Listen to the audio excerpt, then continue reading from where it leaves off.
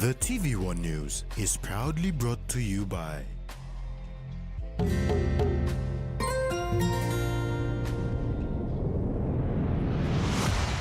BSP, our bank, our people.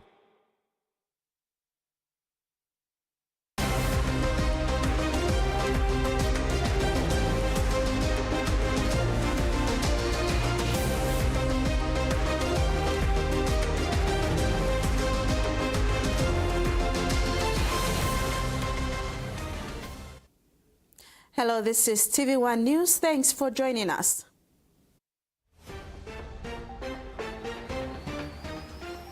In this edition, Sir Julius makes final flight home for burial. Sir Gibbs says Constitution should not be easily amended. And Guria's train-on squad soon to be announced. Sir Julius' casket was flown home to New Ireland Province today on a Royal Australian Air Force C-27J aircraft. At the National House Cry program Thursday evening, second son of Sir Julius, Byron Chan, expressed how it was his father's wish to be brought home on the national airline Air New Guinea. However, certain restrictions could not permit it, prompting PNG's closest long-standing bilateral partner, Australia, to step in. Today, a little after midday, the casket of Papua New Guinea's second Prime Minister and one of its longest-serving Member of Parliament left Port Moresby for the last time. Sir Julius' casket was flown home to New Ireland Province on a Royal Australian Air Force C-27J aircraft, but not before being given the honour of the water salute, a ceremonial event where an aircraft passes under an arch of water from firefighting vehicles is a sign of respect and appreciation used in both the military and civil aviation industries. As the water salute was concluded, it dawned on many who were present that a father of this nation of Papua New Guinea was on the Royal Australian Air Force aircraft, taxiing down the tarmac, leaving Port Moresby for the very last time on his final flight home to Kavieng, New Ireland Province. Last night, at the National House Cry program, Byron Chen, second-born son of Sir Julius Chen and wife Lady Stella, announced that the Australian government had come forward to assist in repatriating the casket of Sir Julius back home. Mihari Musem, government long Australia by come. Lo halpi mipla, long kare memi go back. Mipla pull him tight him lik.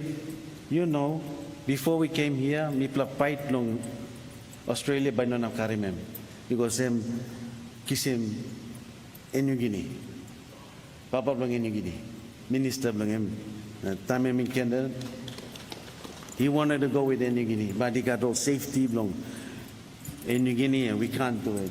Now, Australia government come, and we like to thank you very much on behalf of the family, clan, and everyone to give him this to honor Ken. We come to Mipla, no Karim, leader of Mipla, go back long place. The aircraft has transported Sir Julius' casket, as well as members of his family and members of the Papua New Guinea Defence Force who will provide a ceremonial detail during Sir Julius' final journey. Australia states that they are proud to work with the PNGDF to honour the final wishes of Sir Julius in acknowledgement of his legacy as one of PNG's most respected leaders. Mary Silla Kelleton, TV1 News. Today, the nation paused to pay its final respects to one of Papua New Guinea's founding fathers, the late Sir Julius Chan.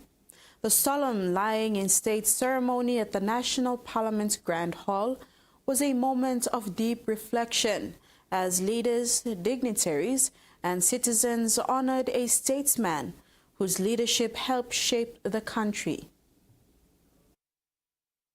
The National Parliament stood still this morning as the casket of the late Right Honourable Sir Julius Chan arrived at the Grand Hall, where members of Parliament, state dignitaries and family members gathered to pay their final respects.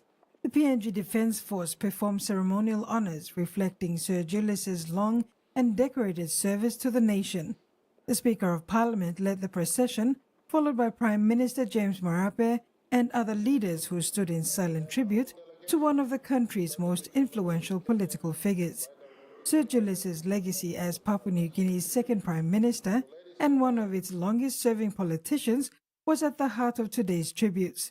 His career, spanning over 5 decades, saw him play a crucial role in PNG's political and economic development, particularly through his leadership in the early years of independence.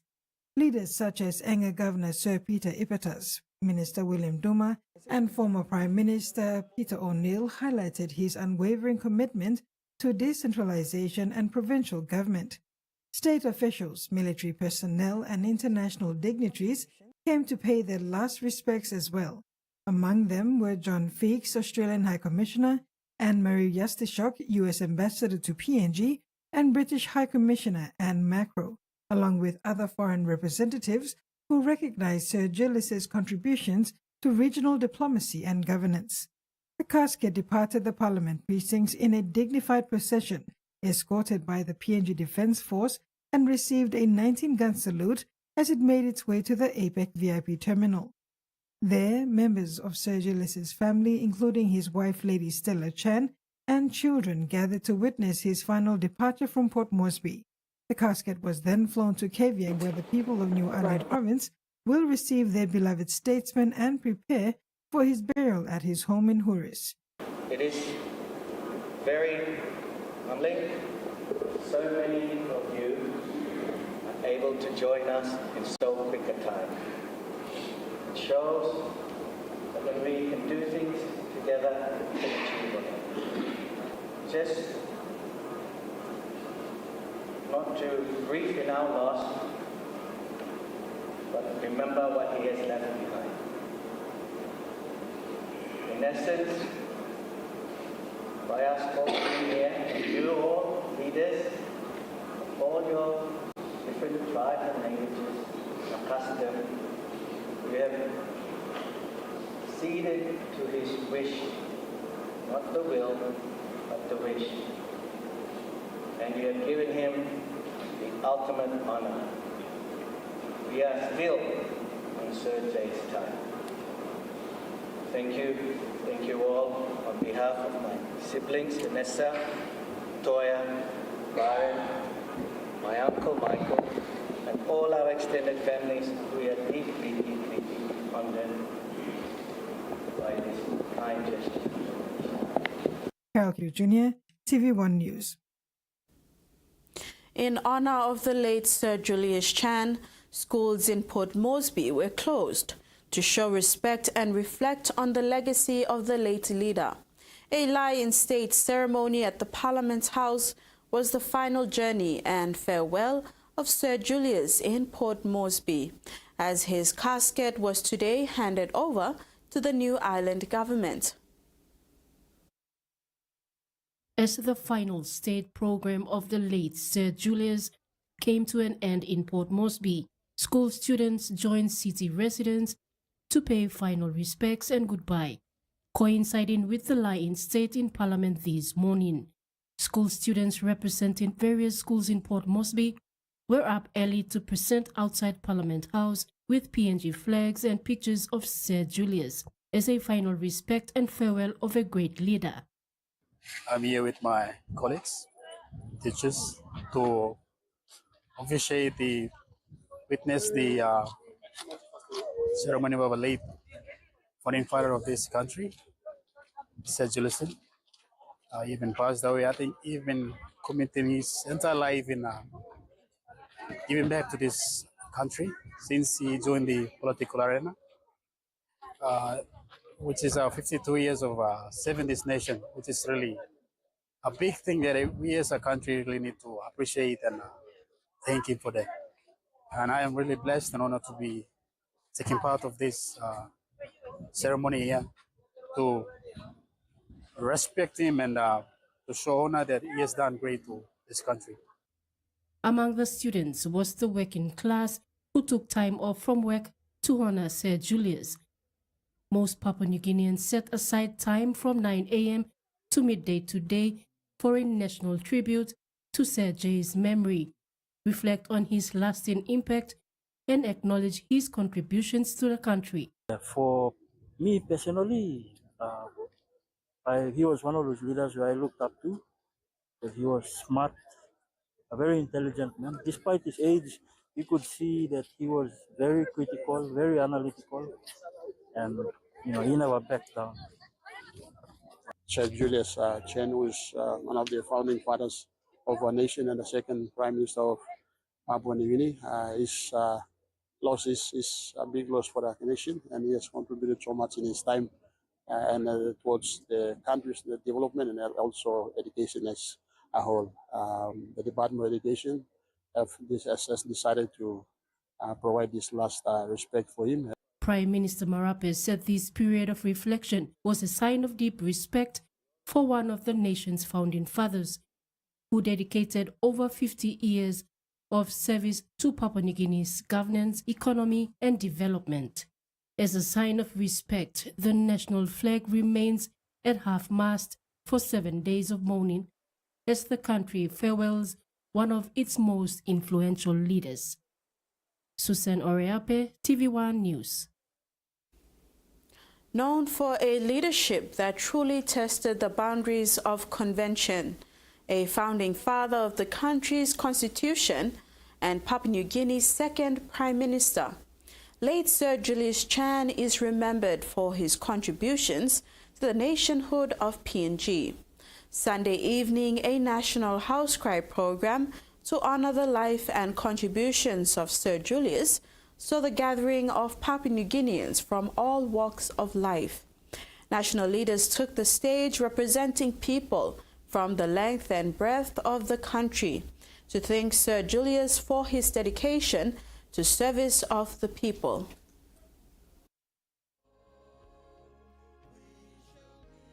When news of the death of Sir Julius Chen was confirmed and shared widely on Thursday last week, it sparked an outpouring of grief across the nation, with many Papua New Guineans taking to social media and public gatherings to express sorrow at this loss. Since Thursday, a series of activities have taken place to honor Sir Julius. A farewell ceremony by the New Island community in Port Moresby on Saturday, a state funeral on Sunday morning, and a national house cry later in the evening. The state has truly come together to honor a man of significant stature. Respect to a man who is small in stature, but is gigantic in his ideas, in his achievement, and in this journey. From the dawn of independence, of our independence, Sir Julius was a steady hand. Late Sir Julius was a steady hand guiding our country through the uncharted waters. All words we may use to express and describe this giant and pillar of a man with great stature, it may be inadequate. This man resting before us is a pillar and a foundation of our nation. But Sir Julius Chen demonstrated over and over again that doing the right thing for our country, Papua New Guinea, was the only course of leadership he ever took. The late Sir Julius Chen, as one of the original members of the historic Bully Beef Club, Sir Julius played an instrumental role in shaping the political landscape.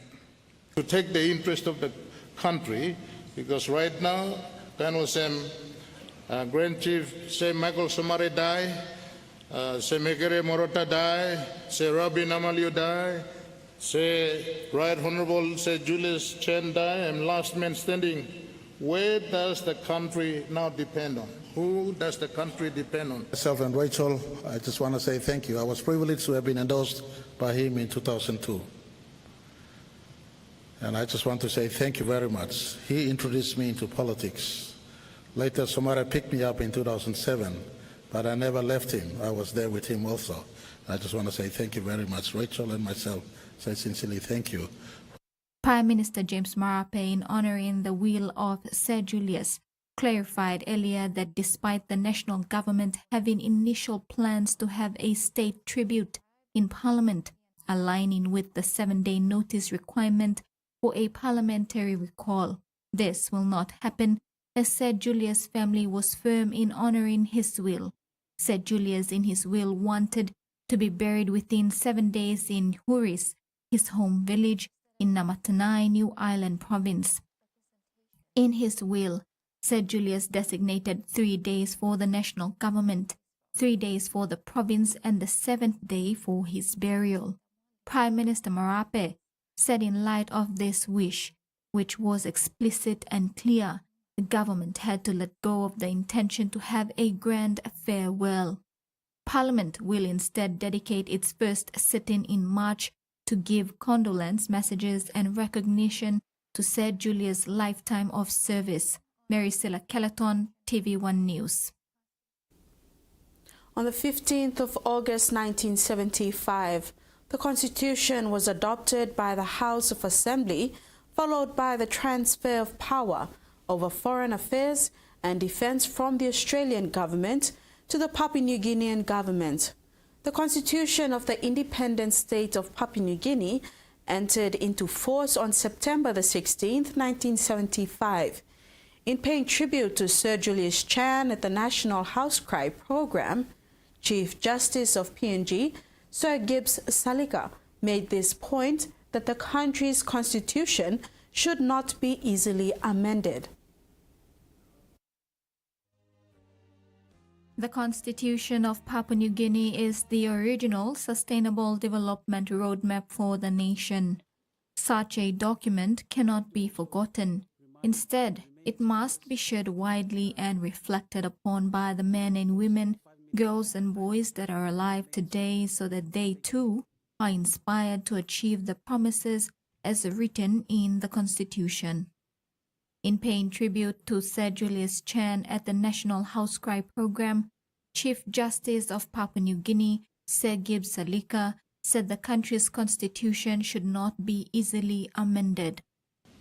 The Constitution that our founding fathers gave us is a great document that should not be played around quite easily by politicians, for that matter. It's a document that must be respected at the utmost level. It should not be easily amended. He hailed Sir Julius as a man who respected the principles of the separation of powers and the rule of law. Sir Julius never interfered with the issue of separation of powers. I cannot remember him having any difficulty with the judiciary in relation to trodding or encroaching on the judiciary. He kept straight his path only where the role of Parliament was. The PNG Constitution remains a roadmap to equality, development, and the realization of the full potential of every Papua New Guinean. It is no wonder that Sir Gibbs Salika is sounding an alarm as to how the government of the day treats the Constitution. Mary Silla Kelleton, TV1 News. TV1 News continues after the break. Stay with us.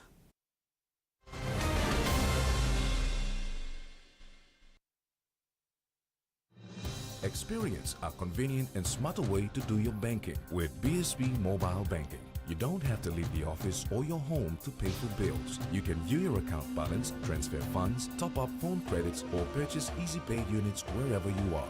Visit your BSP branch today to register now for BSP Mobile Banking. BSP Mobile Banking, the smarter way to bank. BSP, our bank, our people.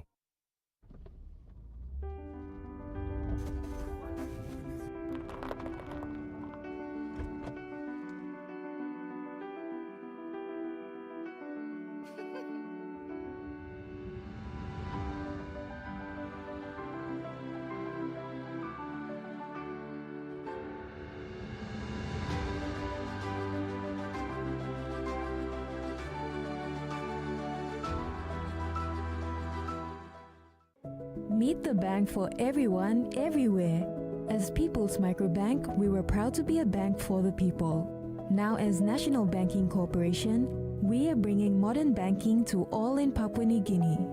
With more branches and a friendly staff ready to assist you in more places, we are making money matters simple and fair. So wherever you are, whether you say it, say hello better banking. Learn more at nbcpng.com.pg.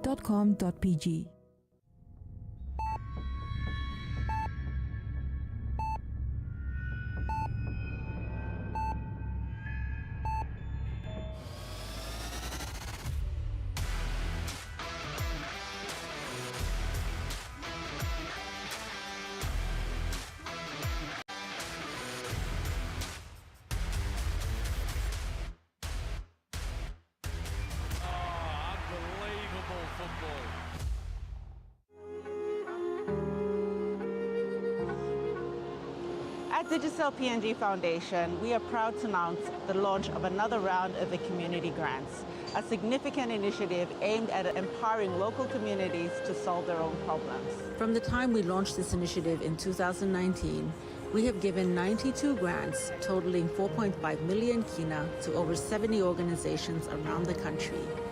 These local organizations have connected communities to water sources for the first time, built waiting homes for pregnant mothers, literacy centers for communities, health clinics in remote areas, classrooms for students, and safe houses for women at risk of violence. At Digicel, we're not just connecting people, we're empowering communities. Applications are now open.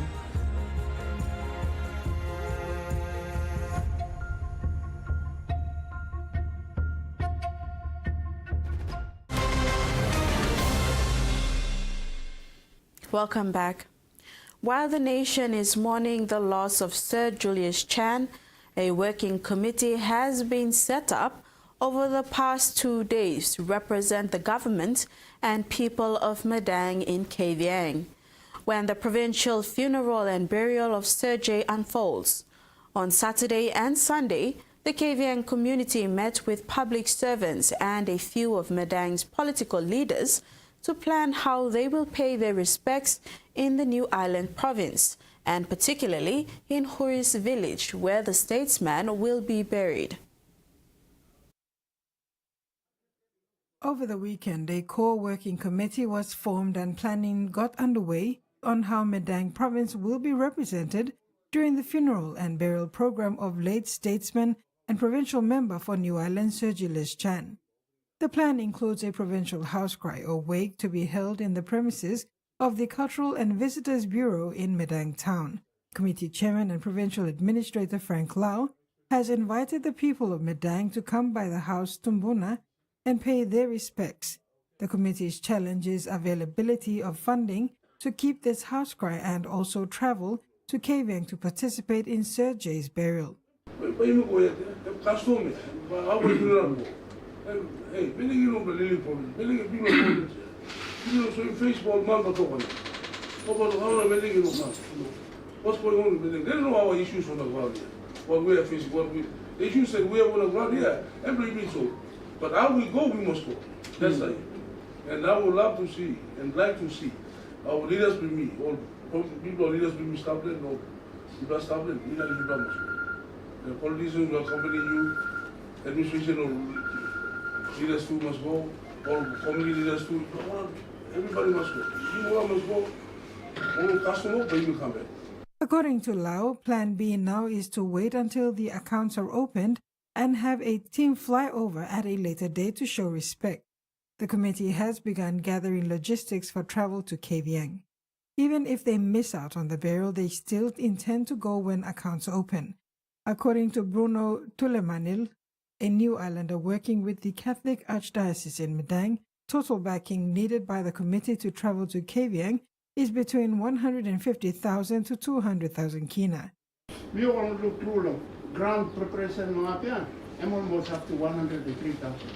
You are talking about pig, you are talking about cars, you are talking about accommodation, you are talking about food, you are talking about the trip, and it would lead us to almost more than 100,000. So we make an estimation of about 150 or 200,000 made available. The committee is urging for support from Governor Ramsey Pariwa, hoping he could call a provincial executive committee meeting to pass the budget. Carol Kido Jr., TV1 News. Sector heads in Madang province are unable to deliver on projects because the 2025 budget has not been vetted through a provincial executive council meeting, of which Governor Ramsey Pariwa is chairman. The public machinery has not been able to perform its duties since commencing the working year because of lack of resources and logistics. Constant pressure from district heads and authorities has forced the head of the public service in Madang, Frank Lau, to call on the governor to recognize the urgency. The public service machinery in Madang has not been able to perform its duties since commencing the working year because of a lack of resources and logistics. Provincial Administrator Frank Lau has been forced by the urgency to call on the provincial member to call a provincial executive committee meeting to pass the budget so funds can be released to begin work. He needs to do the PC meeting, he knows the budget in the PC, take it down to assembly, approve it, then it goes to Port Moresby for uploading it. Treasury Minister to sign, then we can operate our accounts, access our rollovers, and people can start their programs. This is affecting the school starting because of the teachers need to resume duties, the placement of teachers, the logistics is not there to mobilize them, the mobilization of staff from other sectors like the primary production and economic sectors as well. Public servants are ready, they've done their budget, they've done their programs, they are ready to start the year. Deputy Governor Corporate Service Dick Moiga said in the past couple of years, the budget process was hijacked from the administration, resulting in 2 sets of budgets being presented to Treasury. This has been a tussle for the implementation of the budget and budget maintenance processes. The administration prepares the budget in consultation with the government and is given to the government to endorse. This is a process. It's been hijacked in 2023 and there was an attempt on it in 2024 and this is 2025 we're in. It's the bloodline of service delivery. The whole province is in the same boat. We need the governor to come up to us and say, look, let's move it. Let's move the budget. Furthermore, Mr. Moiga stated that the budget is the bloodline for service delivery and it would be detrimental to people of Madang if services are not rendered as anticipated. David Turek, the planning director, emphasized on maintaining system processes and governance for effective service delivery. Our system process must be maintained all the time. One of the very important aspect of the service delivery is the budget. People are dying out there. We have to implement on a timely basis, as per the calendar, the systems and processes. So our office is to ensure these things must be done. It must be implemented by the leaders and the public servants. And the end result, you go out there and you see the people are suffering, silently dying, where we should be delivering. Our sectors must be delivering now. According to the three, the last lot of Form 11 claims from 2024 are yet to be signed by the governor. The provincial administration hopes this will not be repeated this year against service providers. Attempts to get the governor's comments at the time of writing this report were unsuccessful. Office staff confirmed he is out of town and unreachable. Carol Kido Jr., TV1 News. The Miss Pacific Islands pageant 2025 is in full swing in Honiara, Solomon Islands, with the crowning of the Pacific Queen set for Saturday, February the 8th Among the 8 contestants vying for the crown is Miss Papua New Guinea May Hasola, the second queen from the Miss Bird of Paradise PNG pageant to represent the country at this prestigious event. Pacific Islands Pageant 2025 has officially commenced in Honiara, Solomon Islands, and will run until the crowning ceremony on Saturday, February 8th. Among the 8 queens competing for the prestigious title is Miss Papua New Guinea May Hasola, who is representing the country with pride as the second queen from the Miss Bird of Paradise PNG pageant to take part in this regional event. Miss PNG is contestant number 6, which will be her order of appearance during the pageant. One of the key components of the week is the pre-pageant interview, where contestants present on a randomly chosen topic. May Hasola has chosen the important topic of health for her presentation. Hasola shared that she is extremely humbled to represent our beautiful country on this regional stage, and that while the pageant has only just started, the experience has been humbling and is looking forward to all the key events this week. With the pageant in full swing, voting for the Tourism Solomon People's Choice Awards has officially begun. The Miss Bird of Paradise PNG committee is urging the public to rally behind Miss PNG and cast their votes. Yogam! We have officially started day 2 of pageant week here in Honiara. It's such a lovely day today and we have so many exciting activities planned out. For the first half of today, we have a courtesy visit to the Prime Minister of the Solomon Islands, following a visit to the Children's Ward. After that, we have a visit to some cultural activities here in Honiara, which I'm really excited for. Please make sure to vote for me for People's Choice, and I look forward to sharing this journey with you all. Thank you. Carol Kido Jr., TV1 News. And now the finance news. The kina closed unchanged at $0.2494 US in the interbank market. At Bank South Pacific, our kina was buying $0.2419 US, $0.3912 Australian dollars, $0.2289 euro, and 37.22 Japanese yen. Looking at commodity prices at New York close, coffee, palm oil, and crude oil closed higher, gold and cocoa lower, and copper closed the day unchanged. And on the stock market, the Dow Jones closed lower, the ASX closed lower, and all ordinaries closed lower as well. We'll have regional news after the break. Stay with us.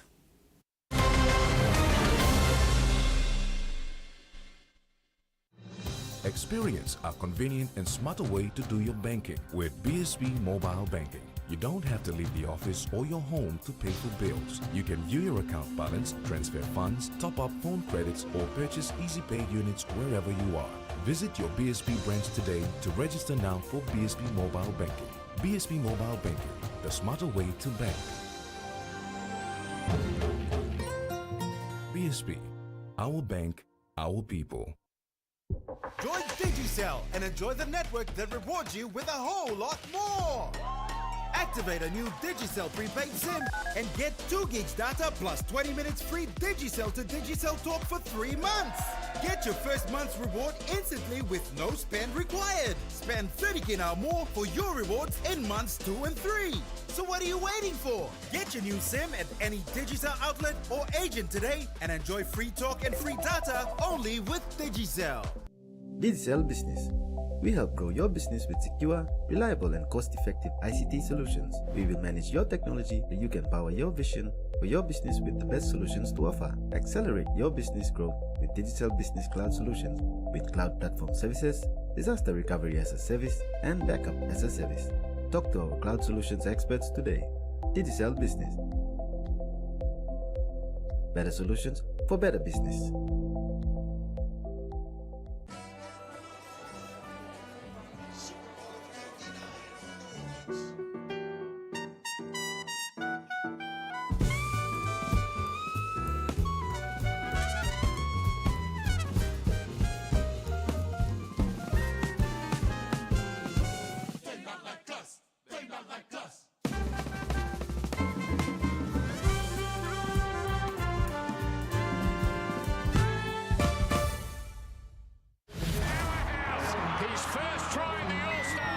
hard things you did during pre-season, you just got to make sure you take it onto the field and enjoy it while you do.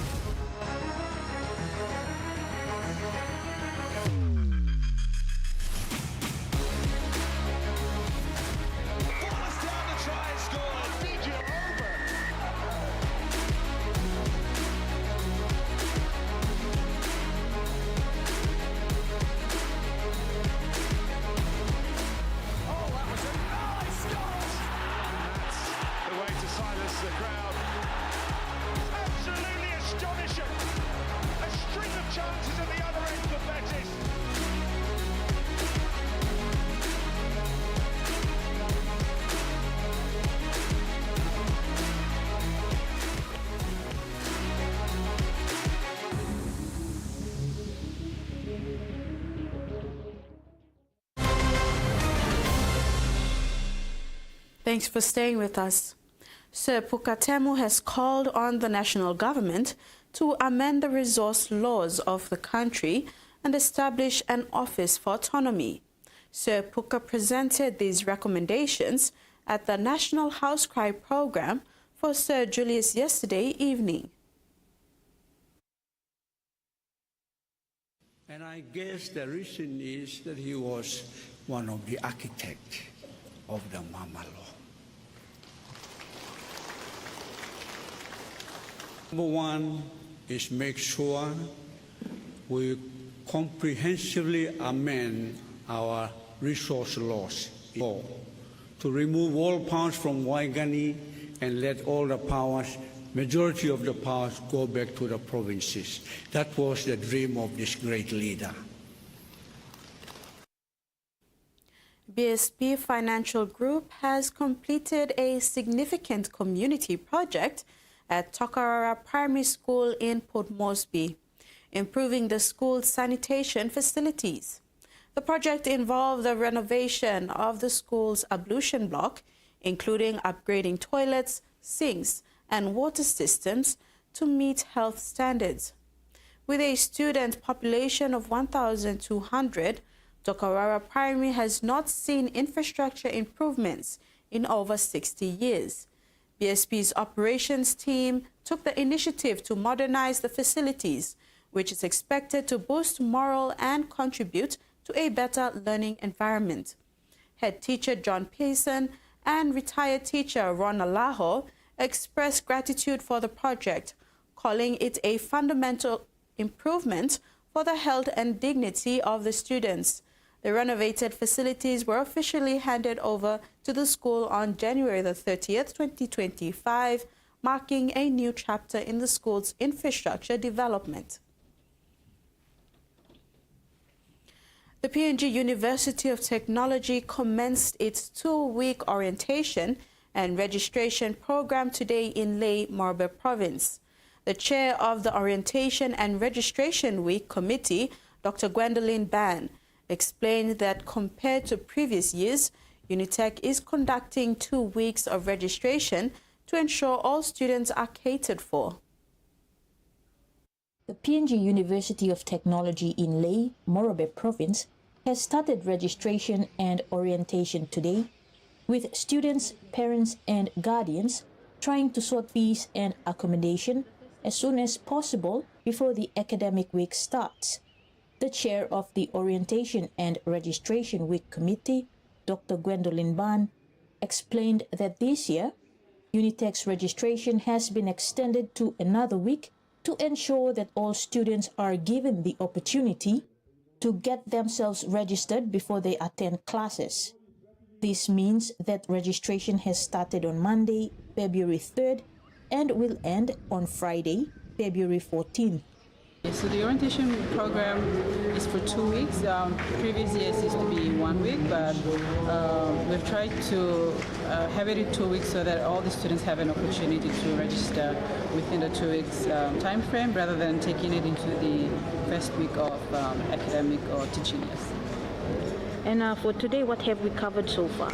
So today we covered talks by the ICT department, and it's basically a rundown of what the services are offered by the ICT. the registration process that the students could follow, and also the distribution, just talks on the distribution of laptops. That is usually, it's a compulsory fee that the students pay when they pay for the school fees that they have. The first years get laptops. So the director, the talk was by the director, and so basically the services that are provided by the ICT.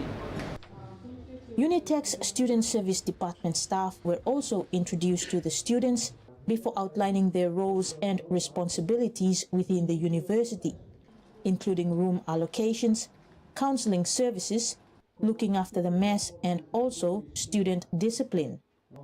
The New Zealand High Commissioner, Peter Zwart, and his team also spoke to students about the Manaki New Zealand scholarships that are now open for application until the end of February. More information can be sourced from the Manaki New Zealand Scholarships website. For today's turnout, we're pretty happy with how the turnout. I was thinking that we might have less students, but we had a almost full auditorium today, and the students were very eager to hear about the talks that were given this morning, and also for this intake for this year, we have equivalent number of girls and females. Females and males. This year. So we're really happy with the number of students. It's also a very high number of students, and I think most of them, maybe more than 50% of the students are present, especially the first year. It is anticipated that by the end of registration, over 3,000 new and continuing students would have registered for the 2025 academic year. Kamala Guare, Tvwan News, Lae. 13 years ago, the MV Rubal Queen sank near Finchefin, 80 kilometers east of Lae in Morobe Province. Several people still remember this tragedy and shared on social media the stories relating to the incident. Survivors are still talking about that terrible event of February the 2nd, 2012. Many passengers aboard the MV Rubal Queen were students and teachers traveling from Kimbe to Lae when they faced a most terrifying experience out at sea with severe weather. Those who survived the tragedy still remember to this day how they survived a calamity that claimed many lives and left a lasting effect on those who survived. According to the shipwreck log, more than 300 boarded the ferry on that tragic day.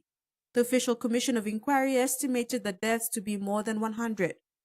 Several people still remember the incident and share on social media stories of those who were aboard and the ship, stories of those who were aboard the ship and did not reach their destination. Those who survived still talk about that fatal day 13 years on.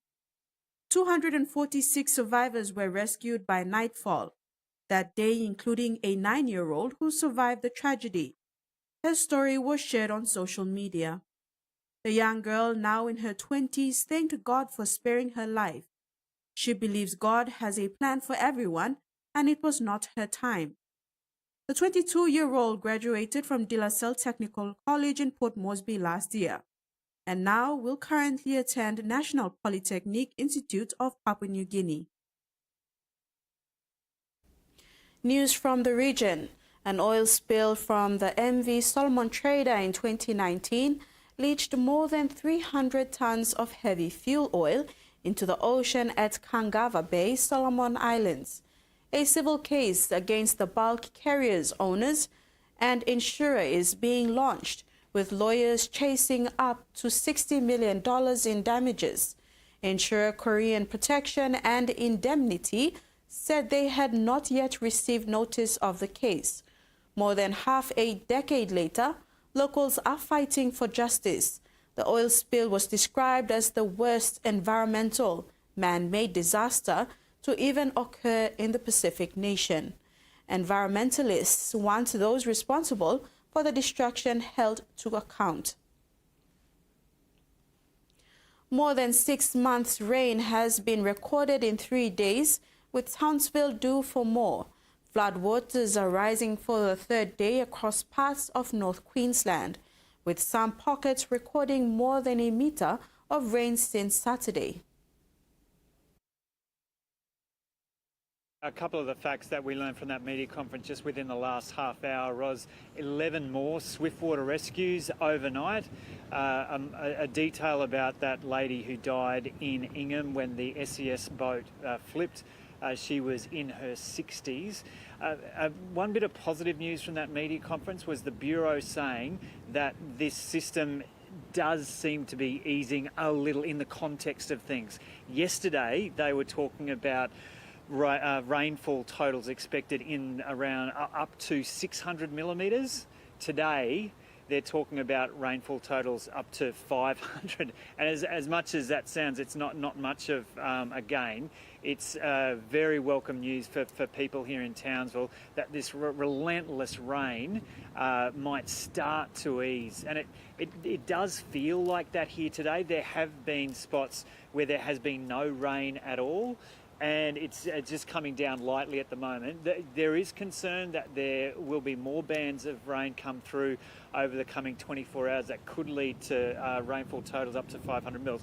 But there's a sense that things are getting better. But the Ross River that runs through Townsville, the water is still pumping through there. There's still plenty of rain falling, 200 mils in the last 24 hours.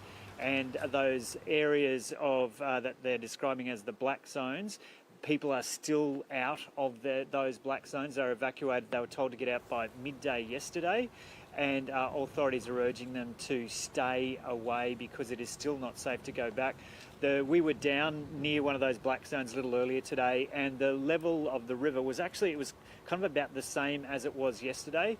The dam for the Ross River is about 19 k's upstream, and they are managing the releases from that effectively so far, so that the river hasn't broken its banks near some of the suburbs we were near this morning at least. So hopefully that will continue to be the case. But there is ongoing concern that, there could be 1,700 homes in those suburbs with water up over the floorboards. Yeah, well, we could see, 5 or 10 minutes, half an hour ago it was, we could see over to Magnetic Island, but that view has disappeared for the moment. And that's where those kind of the rain bands have been coming in from, generally from the northeast. And it really has been relentless. North Queensland is used to the heavy rain, but it's just been so persistent that it's kind of, it's caught people off guard in terms of just how long it's gone on for and how persistent it's been. Yeah, well, that's another thing that we heard from that media conference. The authorities talking about the damage that there's been in Cardwell. There is water through homes there in Cardwell. That's where there's been swiftwater rescues. Just over the range in Ingham, there are 6,000 people now without power. It's still not clear exactly how many homes have water through them there, but the Premier in that media conference, Dave Christopherly, was saying it's extensive, and the damage to the agricultural area there around Ingham, extensive cane farming area, says that damage will be immense. Also confirmation in that media conference that homes in Bluewater on Townsville Northern Fringe, that there have been homes with water through them there. And there's also flooding down at Garoo. So this system has affected such a broad range of this North Queensland coast, and it's not over yet. And that ends the news segment. We'll have sports after the break. Stay with us.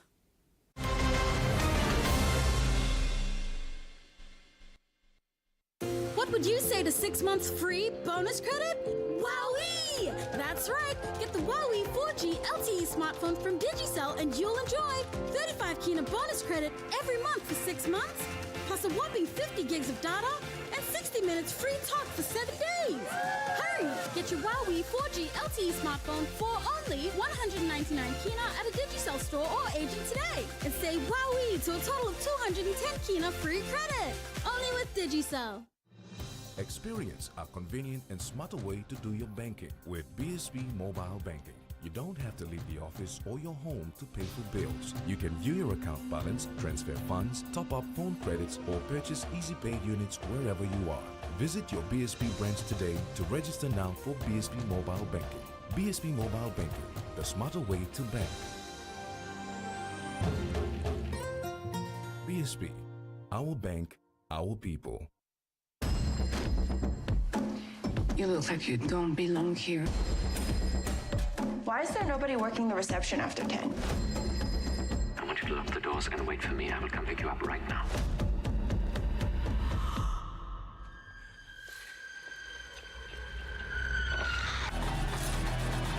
Consider yourself lucky.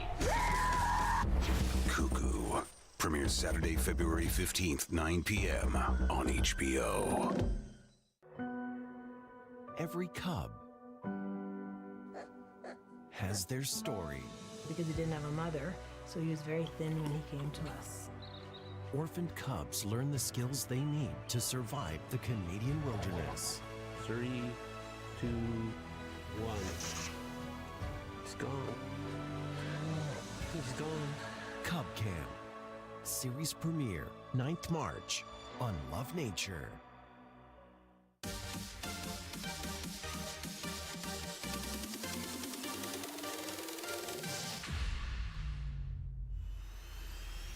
If you can see it, you can believe it. By having the support of the Formula One teams and Formula One Academy, we can raise global awareness and inspire the next generation of girls and young women to understand that there are opportunities for them in motorsport, both on and off track.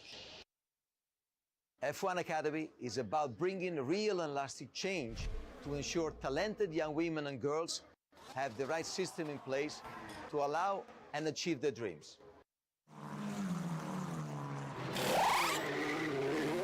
Today is a very important moment as it shows this impact the project is having and the support it is receiving from across the F1 community. I can't wait to see the 10 F1 team liveries and drivers running in F1 Academy next season. I want to thank the Formula One teams for their support and their vision. Our mission is to create lasting and impactful change, and I'm confident that together we can achieve this.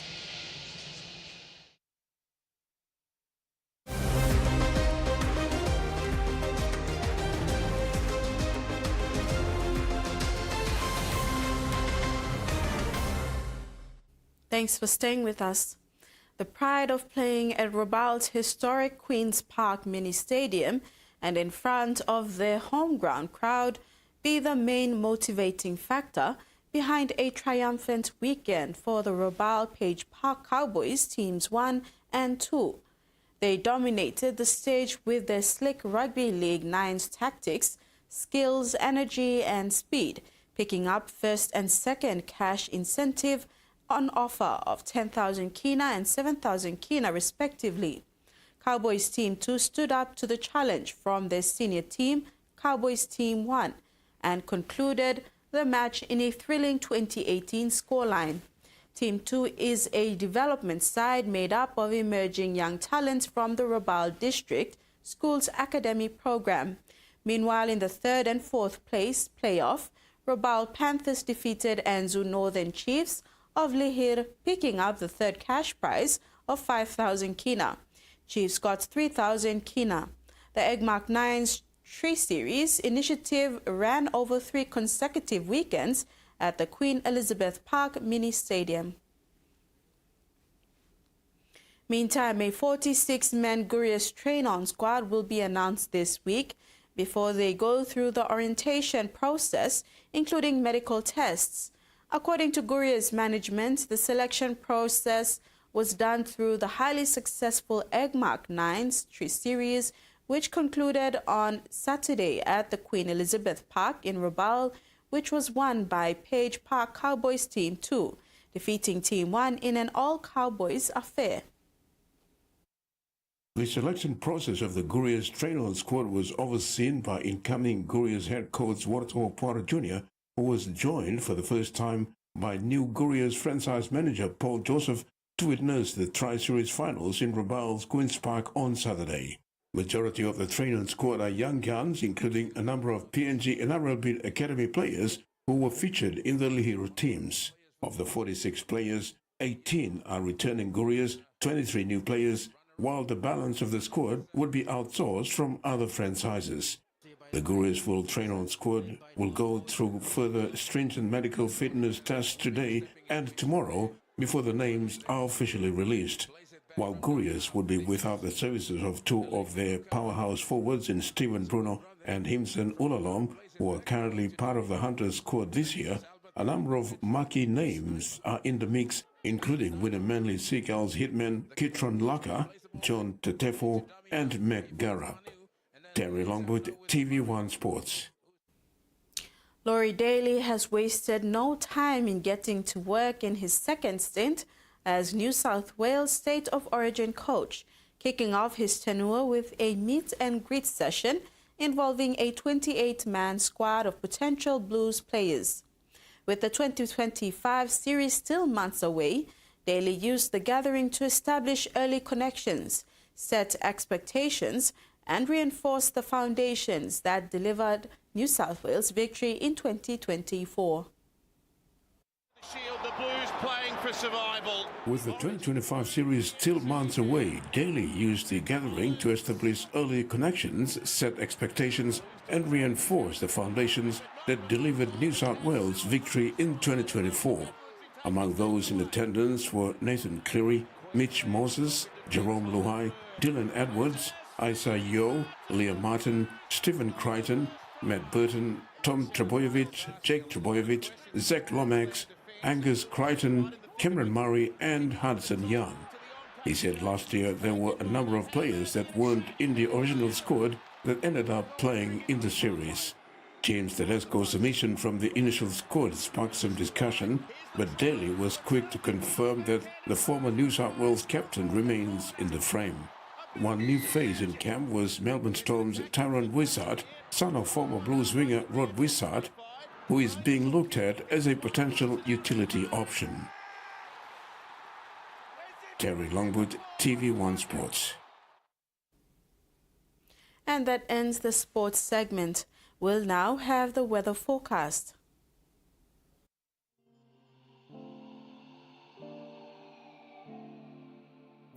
Southern, scattered showers and isolated thunderstorms with areas of rain.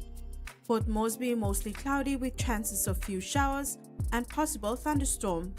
Kerma, mostly cloudy with rain showers and possible thunderstorm. Alotau, cloudy with rain showers and possible thunderstorm. Momase, scattered showers and isolated thunderstorms with areas of rain of east and west Sepik. Lay, cloudy with some rain showers and possible thunderstorm. We were cloudy with some rain showers and possible thunderstorm. Madang, cloudy periods with rain showers and possible thunderstorm. New Guinea Islands, isolated showers and thunderstorms. Lorengau, partly cloudy. Kokopo Rabaul, partly cloudy with possible few showers. And Buka, partly cloudy with possible few showers. Highlands, scattered showers and thunderstorms with areas of rain. Mendi, Tari and Wabeg, cloudy periods with some rain, rain showers and thunderstorms. Ocean forecast, coral seas. Seas moderate to rough to patchy rough over the western sector with west to northwest winds of 10 to 20 knots, reaching 25 to 35 knots at times over the western sector. Solomon Sea, seas slight to moderate with northwest to northerly winds of 10 to 20 knots. Bismarck Sea, seas slight to moderate with northeast to northwest winds of 10 to 20 knots. And Pacific Ocean, seas slight to moderate to patches rough with east to northeast winds of 15 to 25 knots. And coastal waters forecast. Waters of southern PNG Indonesian border to Daru to Kiwai Islands to Kerma. Seas 1.5 to 2.5 meters, rising to 3 to 4 meters along gale warning areas. Waters of Fingerfen through Vitia Strait to Siasi Long Island to Madang. Seas 2 to 3 meters. Waters of Madang to Wewak to Vanimo and northern PNG Indonesian border. Seas 1 to 2, rising to 3 meters along warning areas. Waters of Cape Vogel to Huongau to Fincherfen and waters of West New Britain. Sea 0.5 to 1.5 meters, rising to 2.5 meters at times along the warning area. And that ends TV1 News tonight. Thanks for your company. Good night.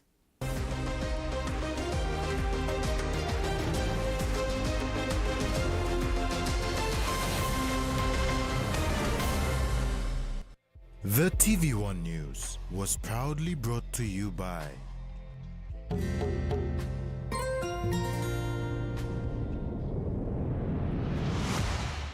BSP, our bank, our people.